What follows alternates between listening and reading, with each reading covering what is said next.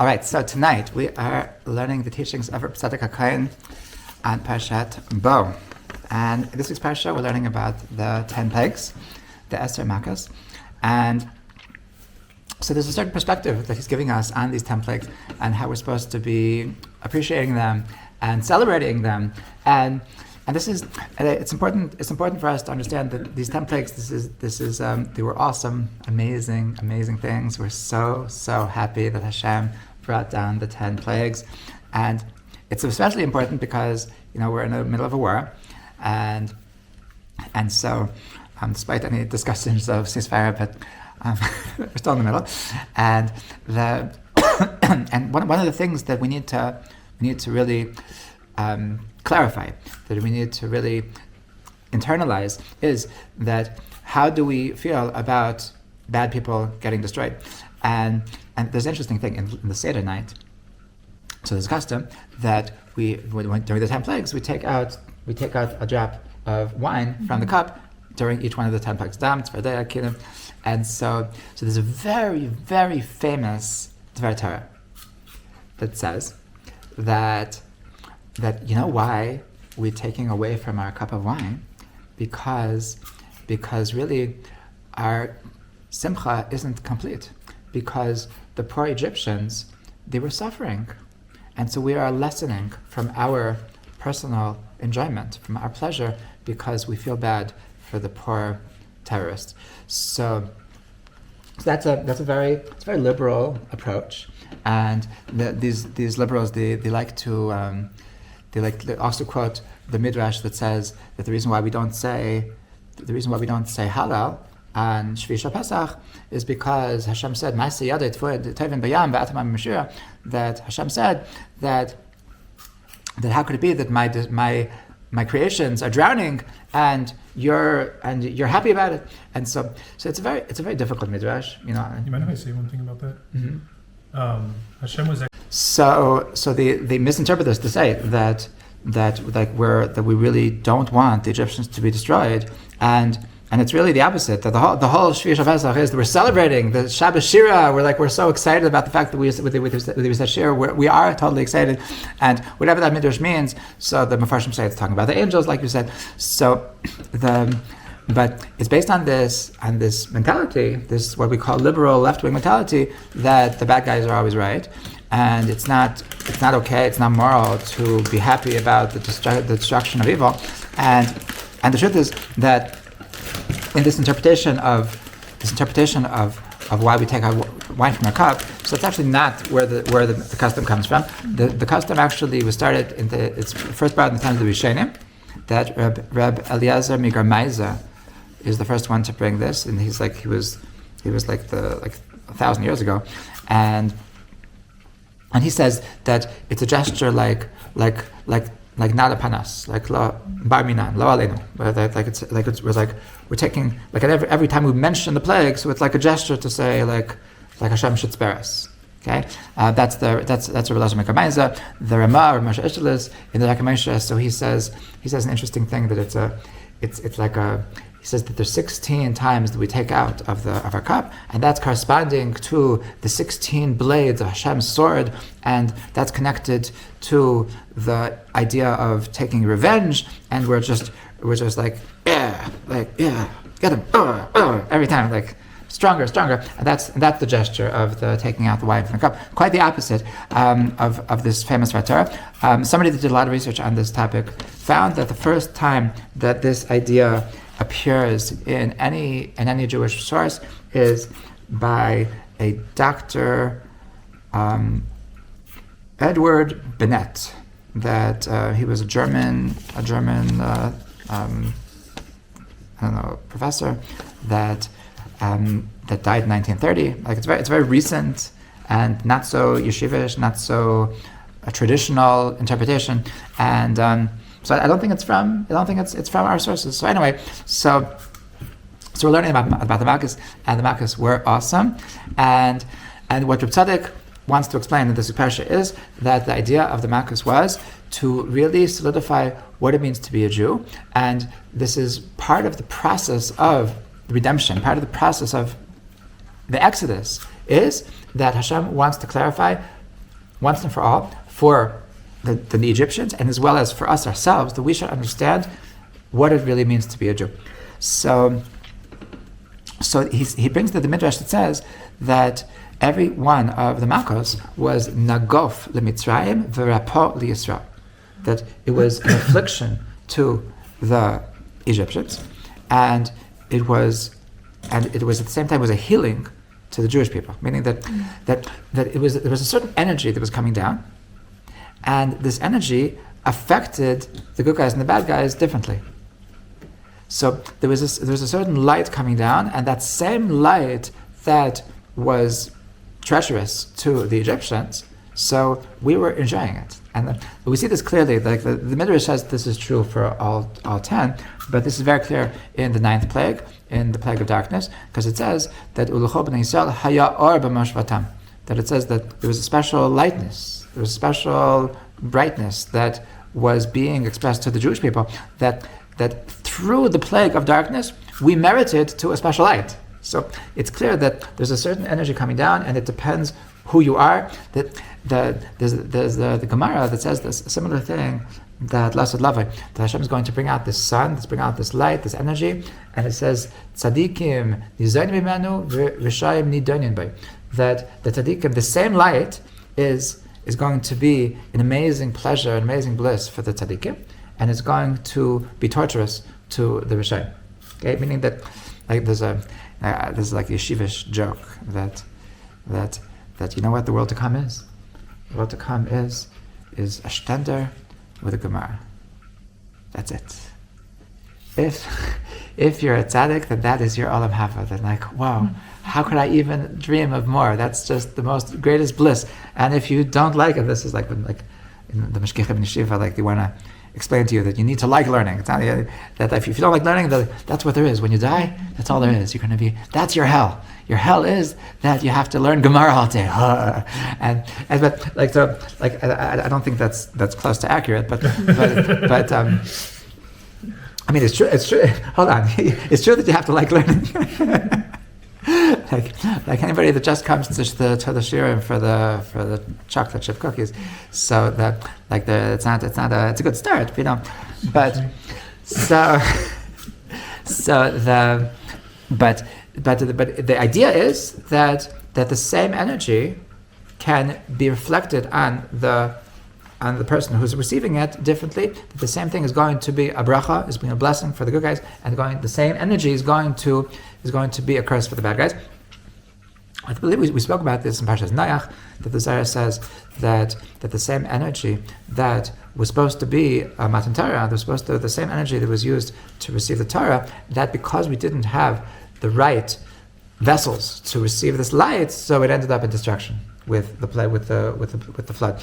So anyway, so that is how all of the 10 Makos is going, and he brings from the Zohar that in this expression of Hashem revealing Himself through the 10 plagues, so it's a sequence, and the sequence of the 10 plagues is corresponding to the 10 ma'amarot, the 10 ma'amaros shebara ha'olam, that Hashem used to create the world, that's brought down in Pirkei Avos, that's the 10 utterances that Hashem used to create the world. And so the 10 plagues is corresponding to these 10 utterances. So really the 10 plagues was another shot at the creation of the world, okay, which is a very beautiful thing, because one of the explanations of why Hashem says at Mount Sinai, "Anecha Hashem Lekacha," that I am the Lord your God, to take you out of Egypt. So everybody asks that why didn't He say I'm the God that created the heavens and the earth? So one of the explanations is that if the basis of our belief was on the fact that Hashem was the one who created the heavens and the earth, then a person could say that listen, like I didn't see you create the heavens and the earth, so like it doesn't help me. Like if you're so big and strong that you can create the heavens and the earth, and that's why you want me to serve you, so like prove it. So Hashem said, like I don't have to prove it to every single every single guy that says like Hashem, I want you to prove it, but it would be nice that once in history there should be witnesses. There should be witnesses to my greatness, and that was the 10 plagues. That Hashem wanted that once in history, and afterwards they'll write it down and they'll tell their kids. And I don't need to show it every generation, but once in history, I want to have like a replay, an encore of like, wow, he was so awesome when Hashem created the world, but like it's a shame that nobody was there to see it. So Hashem says, once in history, I'm going to do a replay. I'm going to show my greatness with witnesses, with an audience, and that's the idea of the 10 Makkos. So that's why it's corresponding to the Eser Mamaros, and also obviously it's corresponding to the 10 Sefirot. It's kind of the 10 levels of Kedusha. So each of the 10 plagues was corresponding to one of them, and so it goes. He explains, it goes in backwards order. Okay, meaning that he's working from small to big, from the bottom to the top. So now there's a very interesting thing. There's at the beginning of the parsha. So it says Vayomer Hashem al Moshe bo el Paro. Just come before Paro. So the Zohar explains that why does Hashem have to tell him come to Paro? It doesn't say what he should do. It doesn't say, like, usually it says come to Paro and tell him XYZ. It doesn't say tell him XYZ. It doesn't say do XYZ. It just says come before Paro. So why does Hashem have to tell Moshe come before Paro? So the Zohar says because he was very scared. He was coming to the inner chambers of the great snake. That's how the Zohar calls the Paro, the great snake. That it's based on the Haftarah. So he was terrified. So Hashem says, "No, come before Bo al Paro. Come before him. That it's going to be good, and I'll be with you. I'll protect you. Nothing to worry about." So everybody asks, like, well, what? Like, it's not the first time he's talking to Moshe. Is it to Paro? It's not the first time that he's standing in the palace, and like, why suddenly was he so terrified? So Rav Tzadok explains that every time that there was another plague, we're going a step deeper. Okay, so we started with the most external, we started with the most superficial, and that's in the Sfirot, that's the Midas HaMalchus, and then we went into Yesod, then we went to that, until we're getting to the top, to Chesed, and we know that the Sfiros are divided into two. They're divided into 7, what's called Midos, 7 emotion/behavior traits, and then 3 seichel, then the 3 parts of the brain, the intellectual aspects of the midos, and that is chachma bina das. So, and that's why the 10 Makkos are actually divided into 2 parshias. Like, it's a strange thing. You would think that in one parsha they would take care of all the 10 plagues. And how come Parshas Ve'era has the first 7 and Parshas Bo has the last 3? The reason is because actually the 10 plagues are actually divided into 2. Because the first 7 are one thing, and that's taking care, that's destroying the element of Mitzrayim, which is connected to the 7 lower midos, which is the emotional aspects of the evil. And now we're reaching the head. Now we're reaching the headquarters, which is really the source of all the evil. Is all in their mentality, and we're reaching the inner chambers of evil, and that's why at the beginning of this parsha, at the beginning of Bo, so that because he knows that he's entering now the brains of the evil, so now it's much more terrifying. Okay, so this is the background. This is how the Makkos is being presented to us. That each one is another step of understanding the destroying the evil, going to a higher level of the evil, and in that where it's a birur, it's pushing down the evil, and at the same time that we push down the evil, so we push up by default. We push up the kedusha, and so let's start backwards. Let's start from the end, which is Makas Bacharos, the plague of the firstborn, and so Rav Tzadok explains that Makas B'charas is the last one. So that's corresponding to the first utterance of Hashem in the creation of the world. So the Gemara says that the first utterance is actually the word Bereshit. The word Bereshit, the first word in the Torah, is actually considered the first utterances, and that because it only says in the Torah Yehi, that the Vayomer actually only says 9 times. So the Gemara says that Bereshis Nami Maimerhu. The Bereshis is when Hashem said the word Bereshis, when Hashem, it's like an utterance, because it's like, okay, let's start. So before he can even talk about talking, so there needs to be a beginning. So the beginning, that's the Bereshis Nami Maimerhu. So this is corresponding to Bereshis, and this is corresponding to the Sphira, the highest Sphira, which he says that in these 3 plagues, we don't say Chachma Bina Das, we say Keser Chachma Bina. Okay, there's 2 ways to organize the spheres, and the Zohar says that regarding the Makos, so we're going with Keser Chachma Bina. Okay, so what is Keser? So what we know about Keser is that How do you spell Keser? Keser, like Keter, like a crown. So what we know about Keter is that it's the highest sphere that can't be expressed. That it's something which is so esoteric. It's a level of understanding God that there is no expression. That it's completely in his infinite state. That he's somehow existing in a way that we somehow know that he exists, but there is absolutely nothing that we feel, sense, certainly not comprehend, and it's everything is very, very elusive, very, very just an idea that we know it exists, but that's about it, and so this is the Reishis HaMachshava, the beginning of thought, that before it can even be considered a thought. Okay, in other words, that maybe we can understand what Keser is through understanding what Chachma is. That Chachma is the first spark of inspiration. The meaning when a person is trying to figure something out.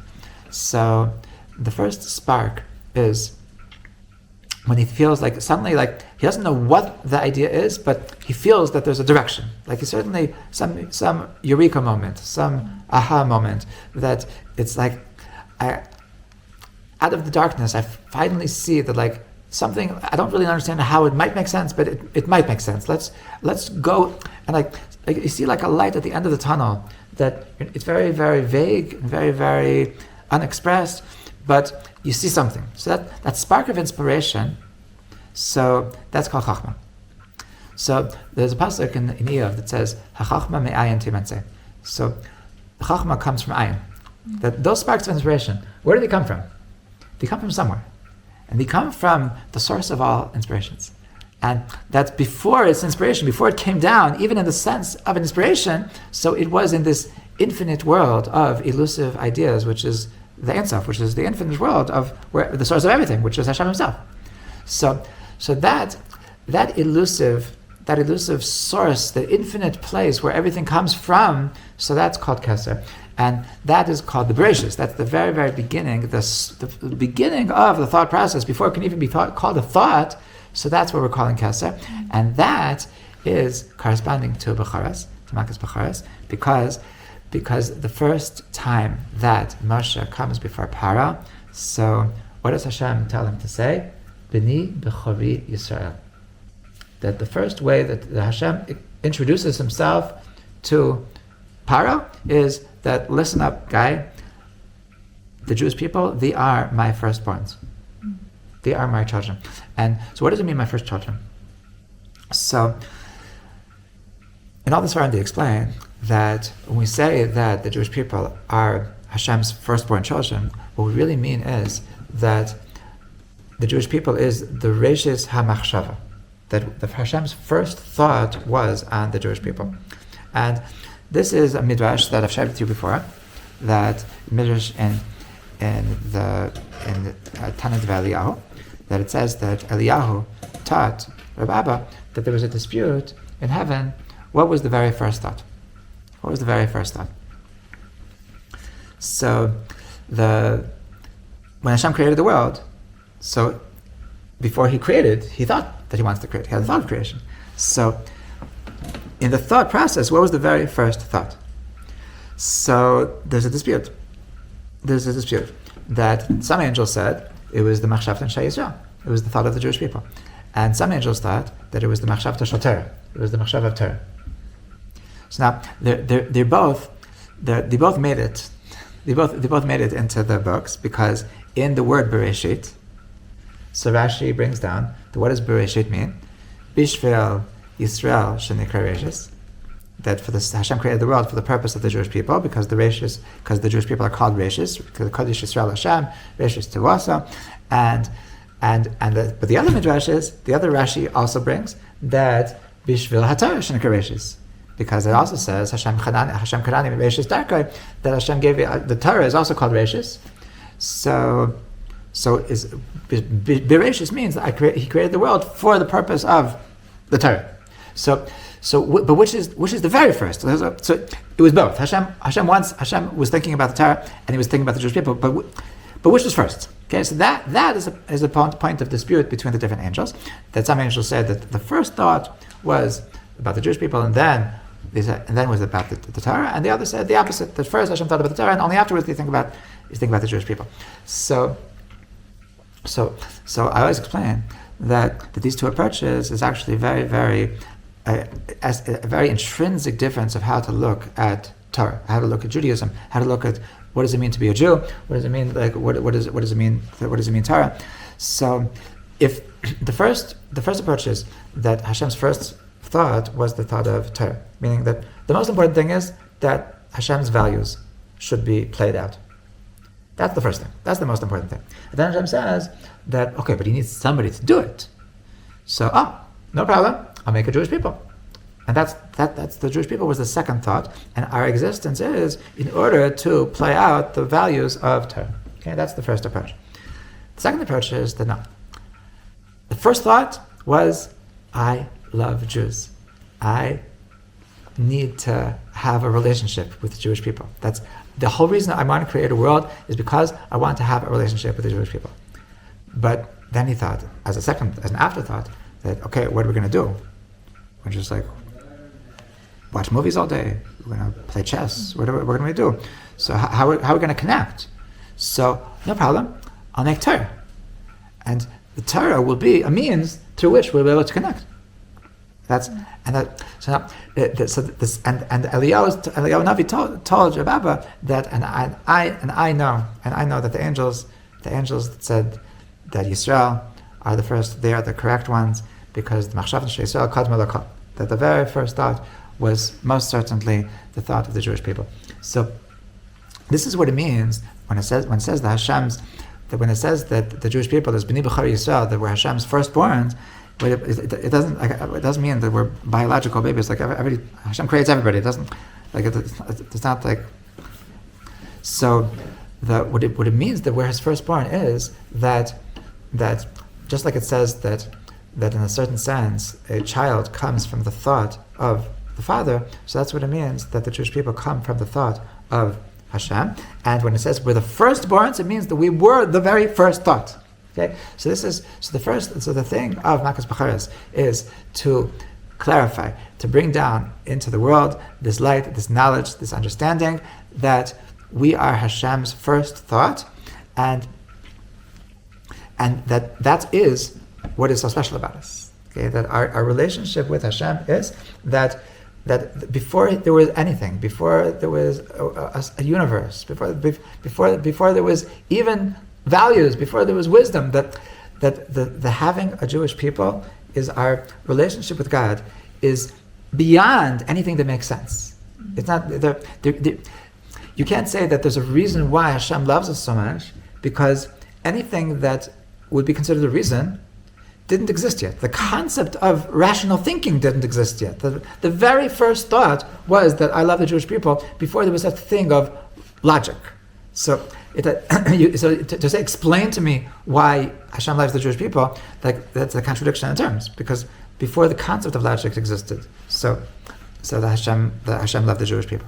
So this is the this is the last. This is the ultimate goal of all the Makkos, was to come to Makkos Becharos, to understand that how precious we are before Hashem, and how that our relationship with Hashem is something which is much deeper than anyone could ever understand, that human logic could ever understand. And this is the first thing that Hashem is trying to tell us through these makos, is for our self-identity, for appreciating what it means to be a Jew, is that we are the Hashem's first thought, and this is what it means that we're Hashem's children, that we're Hashem's firstborn. So this is the first idea, and this is what we appreciate, that Hashem B'chabanu, that Hashem, when it says that thank you Hashem for choosing us, that we think we're the chosen nation, that this is what it means, that Hashem really loves us in a way that cannot be explained, that is higher than anything explained, and to be proud of the fact that Hashem loves us, to be proud of the fact that we are a chosen nation, and not to get bogged down by that it doesn't make sense, does it yes make sense, not make sense, that is it racist, is it not, just accept the fact that we don't need to discuss things. Any discussion is going to involve logical thinking, and Hashem's love for us transcends anything logical. Okay, so this is just knock it in, just get used to it. Hashem loves you. But why? Just shut up. Hashem just loves you. Okay, this is the first thing. The purpose of everything is that we should come out of Egypt knowing that Hashem just loves us without a reason. That I don't think it really means without a reason. It means without something that human beings can consider a reason. Like Hashem's infinite existence. So I'm sure that's called, to him it makes sense. But it doesn't need anything that could make sense to us is not that. Right? So and this is something this is the fact that Hashem just loves every single Jew without any rational reason, just because of who we are. Okay? And Hashem, and if anybody thinks that, well, Hashem knows who I am, and if Hashem knows who I am, so then He certainly doesn't like me. So then Hashem knows you much better than you know yourself. And there's still, and this is just a fact that transcends all rhyme and reason. Okay, so this is the first point, and this is Makkos Becharos, and this is the Keser, and this is the appreciation of what it means to be a Jew, that Hashem just loves us because. Okay, moving backwards, so afterwards we get to Makkos Choshech, the plague of darkness, and so the plague of darkness, this is corresponding to the second utterance of creation, which was Hiyar, that let there be light. Right? Yeah. So this is in the spheros. So this is corresponding You to said that's the second part of creation? second utterance. The first utterance was Bereshis, just like the concept of beginning, Right. and the second and when he actually started creating, he said, "Let there be light." That was the first utterance. So that's corresponding to Choshech, and in the spheros. So after Keser is Chachma. Okay, so Chachma. That's the name of the game of the ninth plague is about the sphere of Chachma. So what is Chachma? So we explained before that Chachma is this spark of inspiration, and that is something that can't really be defined, but it's a world greater than darkness, right? And there's a metaphor that people explain that if you're in the middle of you're lost in a forest, and then suddenly there's a huge lightning, then for a split second everything is clear, but you don't. It's just but it eludes you. It goes away. And then you have to try to analyze, what did I really say, and so that spark of inspiration. So then that's the chachma. It's very powerful but elusive. Okay, and so this is when we're talking about chachma. This is the light. So this is obviously that the concept of wisdom. That when we're talking about light. The metaphor of light is something that gives you direction, that allows you to know where to go, to know what to do. When everything is dark, so darkness is synonymous with confusion. Darkness is synonymous with being stuck. And when you have light, so then you have clarity. and then you know where to go. So Chachma is what gives you clarity. Okay? And this is what it says, there's a pasuk that says, Chachmat Adam Ta'ir Panav, that the wisdom of a person, that the Chachma of a person, Ta'ir Panav, it lights up his face. What do you mean lights up his face? It means that it shows him how to go. It tells you that when things are dark, so then I'm confused, then I'm lost, and when things are lit up, so then I know where to go. So the Chachma, the Chachma is what gives us light. And when Hashem was bringing down the sphere of Chachma in the form of a plague to the Egyptians and a source of light to the Jewish people, so what was he actually saying? He was telling us that we are the Chachma of the world. Or in other words, that we are in Or Lagoyim. Okay, it's a pasuk in Yeshayahu that says that the purpose of the Jewish people is to be a light unto the nations. Okay, so what does this mean? What does it mean that we are the source of light? So the truth is that there's this is also a commonly misunderstood idea, the light unto the nations, that the people seem to think that to be a light unto the nations means that we should go to who knows where, to go to all the non-Jewish communities and teach them, because they're all in the dark and they need a lot of wisdom, and we need to go into the campuses and to go into Africa and to go wherever the Chinese people and teach them wisdom and teach them Torah and teach them godliness and that's what the Christians are for. Right, they think that's what it means. And the truth is that it's actually not what it means at all. That if you look at the commentaries in the Psukim, so what it says is that to be a light unto the nations means that we are a light by example. Yeah. That we are supposed to make a model society, and we're supposed to be living up to Hashem's expectations for us. And the natural result of living a Torah life is going to be like the Torah says in Parshat V'Chanan, that all the Goyim are going to look upon us and they're going to see, wow, what an amazing nation. Like, look, whenever they daven, Hashem answers them. Whoa, what an amazing nation. They have such amazing laws. They have such amazing mitzvahs. They're like, it's so perfect and so just and so wise and like when we're acting, when we're living up to the values of Torah, so then the Torah promises that the natural response is going to be, the world is going to be in awe of us. And so if the non-Jewish people think that we're disgusting, so that should be a reason to question if we're actually living up to Hashem's expectations for us. Because the Torah promises that when you're living a Torah life, so then the natural reaction is that the world is in awe of us, and the world is inspired by us, and they're going to say, wow, I want to do like that. Look, there's no crime. Look, everybody's so nice. Everybody's so happy. Everybody's just like, I wish we could be like that. And they're gonna, what's their secret? Oh, Hashem, teach me. I want to know. And that's it's a way of bringing light onto the nations just by doing us. We're just living God's intention as because that's what we do. And then they're gonna hear about us on TikTok and they're gonna say like, okay, what's their secret? And they're gonna follow suit. So this is what it means, Or Lagoyim, and this is the second nekuda, the purpose of the Makas Choshech was that Hashem wanted to clarify to every single Jew that you have a light, you have a responsibility to be a light, to show the world what is the way to live life, what is the appropriate way, and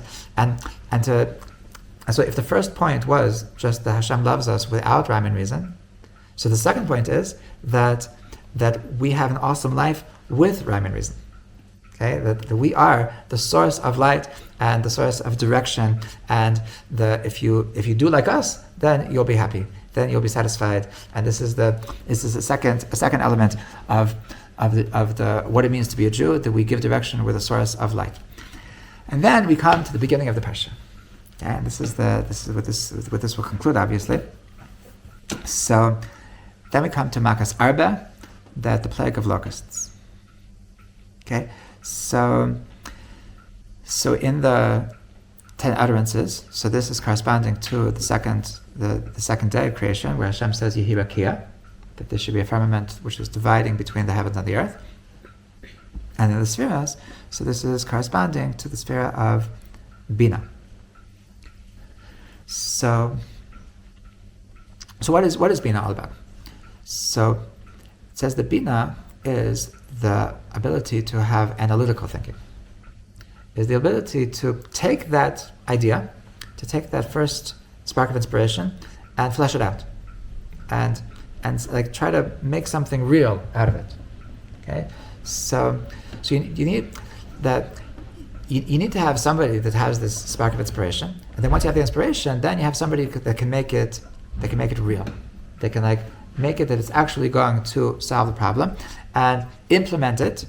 And that's why like you have people that are like they're full of good ideas, they're visionary people, but they don't know how to do anything, and they need people working under them to take their ideas and to actually make it into a product, and certainly to market the product, and certainly to make it to make it into a usable product, into a user-friendly model product, and so the people, but you have people that are great at marketing, but they have no ideas, right? And so they really need each other. So this is the correspondence between Chachma and Bina. The Chachma is that source of inspiration, and the Bina is the one that's good at like figuring out the nitty-gritty details that are going to come out of this original inspiration. Okay, so that's why, because it's analytical thinking and talking about details, so that's why it's connected to the Hirakia, because this is the Rakia was the first time that Hashem was making a separation. Okay, so a person who's using analytical thinking, a person who's analyzing something, so they're using critical thinking. It wasn't light and darkness a separation? It's true, but it wasn't. The really darkness was more just the absence of light. Mm-hmm. So the first day was more just the creation of light, and the second day is about making a difference, not about making a separation. Like the essence of the second day was the separation between the heavens and the earth. So it's in these details that Hashem is like, when you're separating, you're saying it's this and not this. It's like that's where the details become important, and the truth is that this is hinted to in the word arba. Okay, so what does this have to do with? What does this have to do with locusts? Okay, what's it have to do with locusts? So first of all, that in the word arba, so the word arba is from the sharash rav, right, which means a lot. Okay, so why does the word arba have to do with a lot? Because they come in flux. Okay, but there's a very interesting thing about the arba, that they come in flux, that they come in swarms. Yeah, sorry. That it says in, there's a pasuk in Mishlei that says that hamelech ein la'arba v'yotzei chaytzitz, that Shlomo Melech is amazed at the locusts that they don't have a king. They don't have a king, but yet they're in perfect formation. They're perfect. They work together with a certain kind of understanding. They're one for all and all for one, and there's no king. So now in the word Rav, which means a lot. So we find a very interesting conversation about this word between Yaakov and Esav. That in Parshat Vayishlach, when Yaakov meets up with Esav, so the Yaakov wants to give him a present, and Esav says, "I don't need a present. Ki yesh li Rav. Ki yesh li Rav. Yehi lacha shalach." That I have a Rav. I have a lot. And so Yaakov says back to him, "I don't need it. Ki yesh li kol. I have everything." So it's very noteworthy that they're both trying to say the same thing. They're both trying to say, "Baruch Hashem, I'm good," but they say it with a different word. That when Esav says I'm good, he says yesh li Rav, and Yaakov says yesh li kol. So what's the difference between Esav, what's the difference between an Esav kind of mentality towards abundance and a Yaakov mentality towards abundance? What's the difference between Rav and Kol? The Kol comes from the word klal. Klal means a collection. So that when something is called, it means that it's unified. When something is Rav, when something a lot. So if I have a lot of stamps, I have a lot of there's nothing connecting them. If I have everything, there's a difference between having every stamp and a lot of stamps. Is that when you have every stamp, then you can say that I have the stamps of the world. I have all of the potato chips of the world. I have that. But if you just have a lot, then there's nothing collecting them. There's no collective which can say that they're all working together. So it's just a bunch of individuals. Okay, so the question is that two people have a lot of things, but to one of them, so it's just a lot of individuals. Okay, what do you have? Well, I have my apartment in Miami, I have my apartment in New York, I have my apartment in Jerusalem for Pesach, and I have another 17 cars, and I have like this is my fur coat, and this is my collection, and it's a bunch of individual things, and that's the way that a guy looks at the world, and a yid. So how does he look at the world? That there's one thing. There's one thing. There's Hashem. Everything is Hashem, and everything that I acquire, so it's somehow connected to my relationship with Hashem. And so there's my life as a child of Hashem, and my living in this existence, and because I want to serve Hashem, so I need to go do stuff. So I need a car, and if I think that Hashem wants me to get another car, so that I can do some stuff with one car and some stuff with the other car, so then that's also part of my plan of serving Hashem. And if I because I need to have a place to live to serve Hashem, so I need to have a house and all the different stuff in the house, because I want to have a comfortable life so that I can serve Hashem b'simcha. So then I need to have lots of different rooms, lots of different appliances. But everything that I have, it's all connected. It's all connected to the basic premise of my existence, and that is that I am here to serve Hashem. So that's when Yaakov Avinu was saying Yesh Li Kol. So it's a galaxy away from Yesh Li Rav. That the Esav, everything you own, it's something that stands alone. There's nothing putting it together. It doesn't come together with me. Everything comes together. It's all part of my relationship with Hashem. And that's what Rav represents, is that this look at nature, that everything stands alone. And the truth is that this is the source of heresy in the world. The source of apicorsis in the world is precisely in this mentality of Rav, of mentality of Riboy, of looking at everything as standing alone. And meaning that precisely a person could come to not believe in God because he sees the world.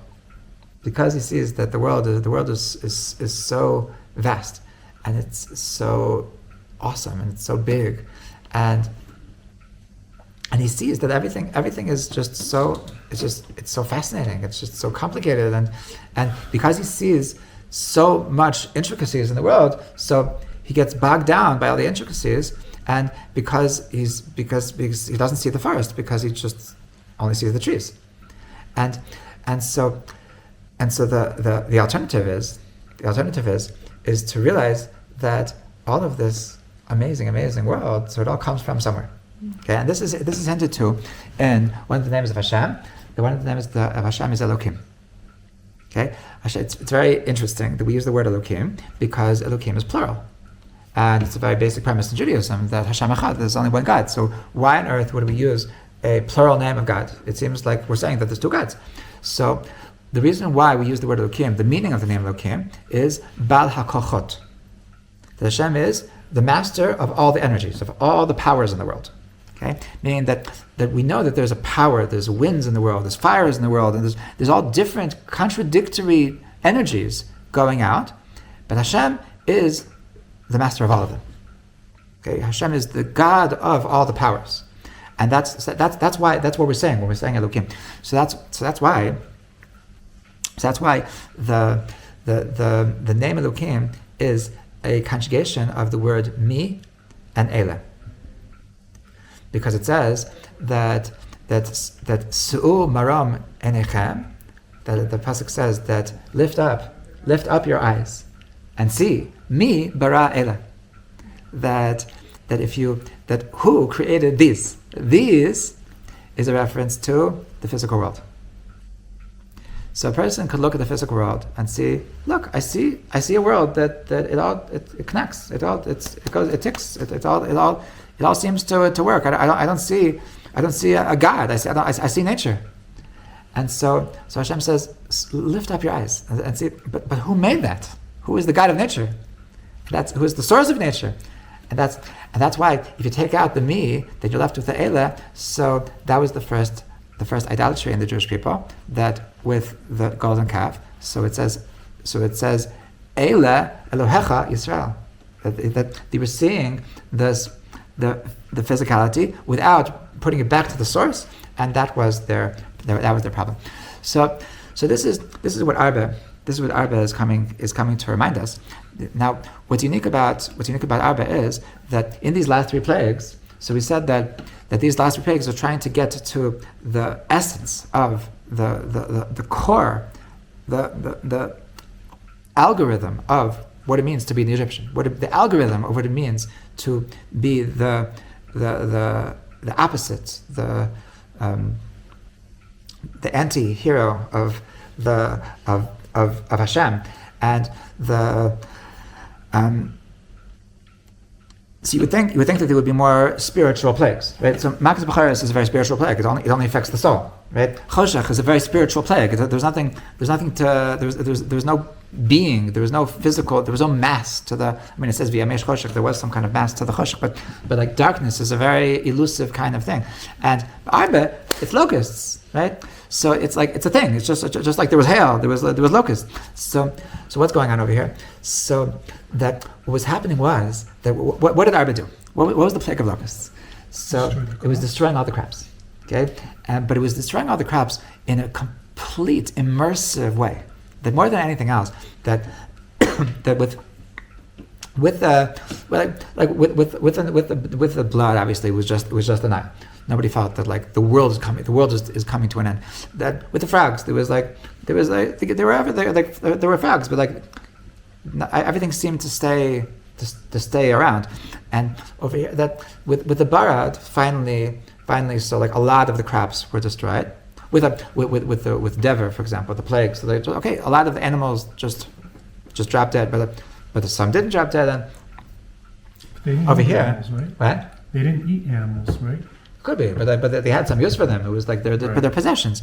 Over here, so there was nothing. That there was this mob of locusts that just started nibbling away at the very essence of my existence. That there was just such flocks of them, such what was the word again? Swarms of them, that they just it was darkness. It was darkness from how many locusts there was, and it was just filling the air and filling the dirt and filling the sky, and it's just eating, nibbling until there's nothing, until when they left. So there was no destruction. It was just bareness, just emptiness. And it even picked at their skin, and it picked at their eyes. Is that it was just nibbling at the very existence of physicality. Okay, so that's what Arba is. That Arba is just to take the physical world, the Eile, and to show you that Hashem can just take it away.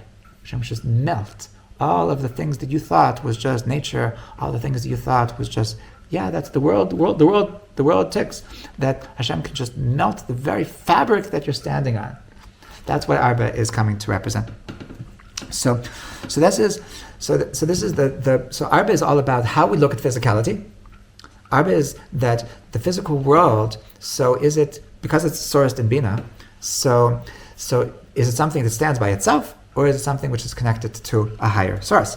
And this is why at the beginning of the parsha, so it says "Uleman tsaper be'ozne bincha uve'bincha es l'shari salat b'mitzrayim." That specifically, when it comes to Arba, so Hashem says, I want you to tell this story.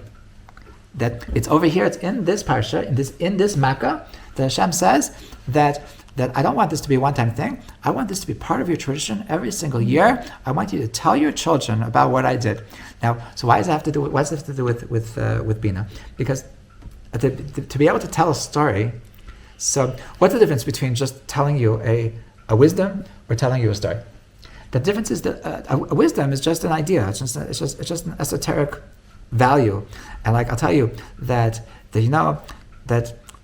it's really, really bad to steal. It's really, really bad to steal. That's okay. I told you. You trust me. I'm not going to lie to you. So it registered. You remember that it says that you heard once that it's really bad to steal. Okay, but if I tell you a story, let me tell you something. That one day I was really, really down, and I just lost my job, and I was really, really hungry, and like my friend, so he went to the bathroom, and I saw that in his bag he had an awesome hamburger, and so I said, hey, what the heck, he's not going to catch me, and I took the hamburger and I ran away and I ate it, and then it felt a little bit strange, and then suddenly I got the most horrible food poisoning, and it was like I was just puking everywhere, and it's like, and look, here's the sweater that got all stained, and what am I doing? I'm bringing the wisdom and showing you that the wisdom plays out in real life, right? That's what a story is, right? So that's precisely what Bina is. That's to take this chokhmah, to take this spark of inspiration, this wisdom, and to flesh it out, to give it realness, to make it part of the physical reality.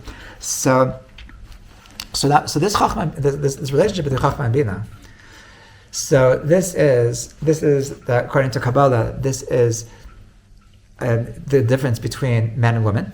That Chachma is connected to Ish, and Bina is connected to Isha. That's why it says that Bina Yisera Nitna L'Nashem, that happens to be the women. Everything is a story with women. They can have just get to the point. And everything is and they're very connected to this world of stories. But the thing is that the Mak of Arba is reminding us that the difference between the non-Jewish approach to Bina, to the world of understanding, to the world of logic, to the world of physicality, to the world of analytical thinking, is that it could stand alone, or it could be connected to the Chachma. Okay, it could be Yeshli Rav, that just I'm a Bina kind of person. I'm an analyst. That's what I am. Or that I'm an analyst, but I always ask my advisor, what should I be analyzing? And this is how in Shlomo Malach in Mishnah he always talks about the Isha's Chayal versus the Isha's Zoina. Okay, there's the loyal woman, the loyal wife, versus the Isha's Zoina, the woman that strays. Okay, so what's the difference? That a woman that strays, that's the Bina that wants to stand alone. I don't want to limit myself. I don't want to say that I'm only staying with one person and that's it. I want to stand alone. That's the Bina that doesn't want a Chachma. That's a Bina that I want to stay in my analytical thinking, and I revel in the confusion. And when I can just be like, wow, nothing makes any sense. That's just so awesome to me. And this is unfortunately where a lot of people are holding. But the Eshes Chaya, so she takes all the Bina and she says, Mi bara ela. And she says, I want to be connected to my source. I refuse to stand alone. I need my Chachma, I need my husband.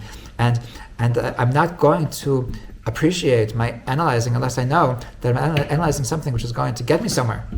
And this is the third element of what it means to be a Jew, that what it means to be a Jew is that the purpose of a Jew is to show how the physical world is all a representation of Hashem in this world. Okay? And this is the to take the Bina, to take all of the riboy, all of the how much diversity there is in the world, how many amazing details there are in the world, how much depth there is in the world, and to show how all of this depth, it's all connected to one source. It's all expression. It's all every single. There's infinite wisdom in every single element of creation, and that's our tafkid in life. That's what we were in this world. The reason why the Jewish people were put in the physical world is precisely to bring out the Ein Sof, is to bring out the infinite divinity. That how you can connect to Hashem with a cup of coffee. How you can connect to Hashem with an interaction with a cashier. How that every element of physical existence, all of the ribai, all of the diversity, so it's all connected to the source. So this is the 3 points that these 3 makkos are trying to bring down. That the energy of these makkos is when we get to the hearts of Mitzrayim, when we get to the hearts of the evil, we get to the core of what they stand to be, the opposite of what it means to be a Jew. So the first thing is that they say, yeah, you're not special. You're not special. You're a nation. We're a nation. Like, live and let live. And we do say live and let live unless you're a terrorist. But but like to understand that Hashem's relationship with us goes way before anything, and just Hashem loves you. Period. And number 2, that to be a Jew is that Yehi that the Choshech is that to understand that without Torah you're in the dark. Without Torah, without Hashem's wisdom, so then you're living a blind life, and you're going to live your entire life and like thinking that you're getting somewhere, and you're actually getting nowhere. You're actually going backwards, and that to understand that the purpose of the Jewish people, what it means to be a Jew, is that I'm a light unto the nations, that I give direction, I have direction, I'm connected to direction. And last but not least is Arbe, which is connected to Bina, which is that the notion and to remember that the purpose of a Jew in this world is that I can take everything physical and bring it up to Hashem. And to never be confused that just because I'm eating chocolate chip cookies, so for even a moment that there's no Hashem in these chocolate chip cookies, that there's no element of my life, there's no interaction, that there's no detail, every single detail, it's all connected. Yesh li kol, there is nothing in my life that Hashem escapes, that Hashem isn't present.